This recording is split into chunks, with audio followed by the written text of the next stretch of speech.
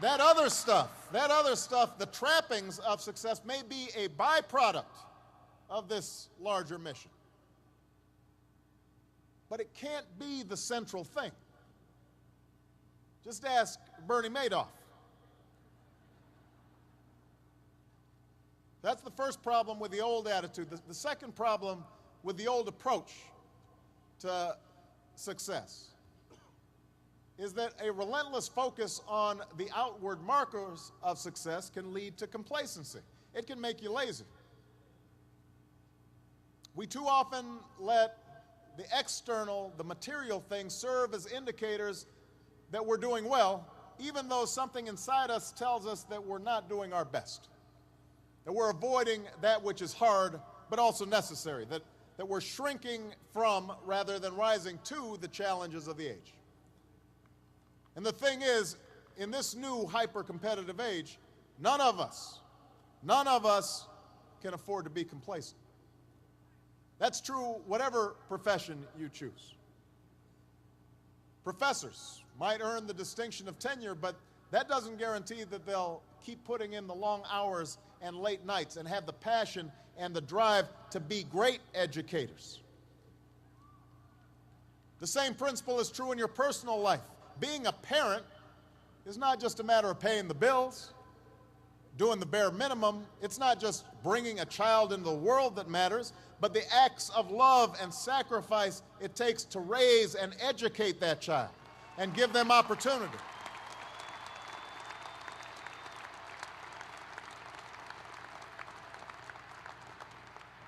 It can happen to presidents as well. If you think about it, Abraham Lincoln and Millard Fillmore had the very same title. They're both presidents of the United States. But their tenure in office and their legacy could not be more different.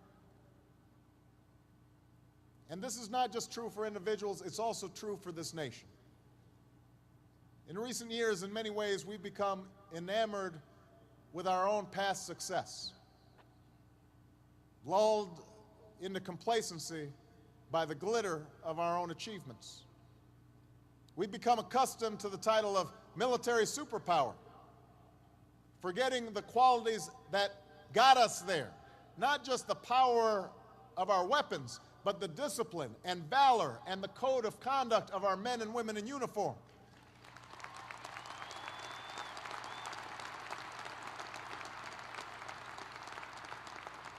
The Marshall Plan and the Peace Corps and all those initiatives that show our commitment to working with other nations to pursue the ideals of opportunity and equality and freedom that have made us who we are. That's what made us a superpower.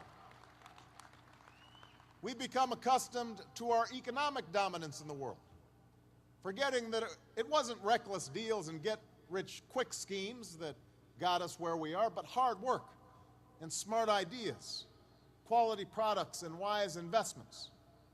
We started taking shortcuts. We started living on credit instead of building up savings. We saw businesses focus more on rebranding and repackaging than innovating and developing new ideas that improve our lives. All the while, the rest of the world has grown hungrier, more restless, in constant motion to build and to discover, not content with where they are right now, determined to strive for more. They're coming. So graduates, it's now abundantly clear that we need to start doing things a little bit different. In your own lives, you'll need to continuously adapt to a continuously changing economy.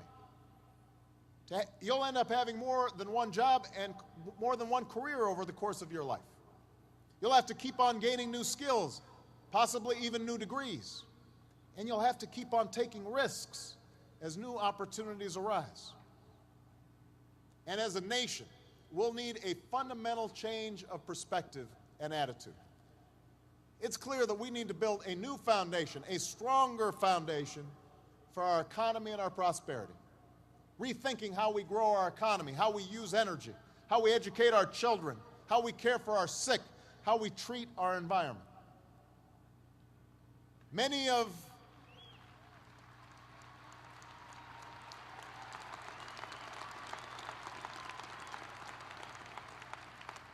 Many of our current challenges are unprecedented. There are no standard remedies, no go-to fixes this time around. And class of 2009, that's why we're going to need your help.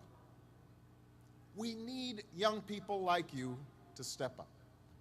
We need your daring, we need your enthusiasm, we need your energy, we need your imagination.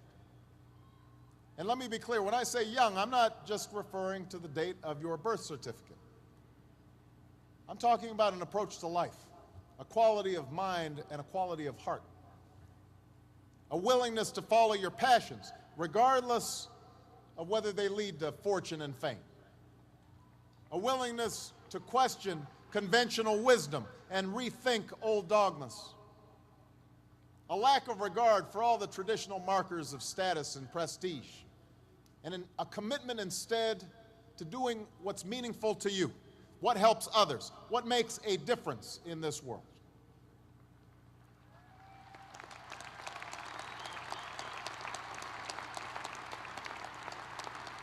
It's what led two guys in a garage named Hewlett and Packard to form a company that would change the way we live and work. What led scientists in laboratories and novelists in coffee shops to labor in obscurity until they finally succeeded in changing the way we see the world. That's the great American story. Young people just like you, following their passions, determined to meet the times on their own terms.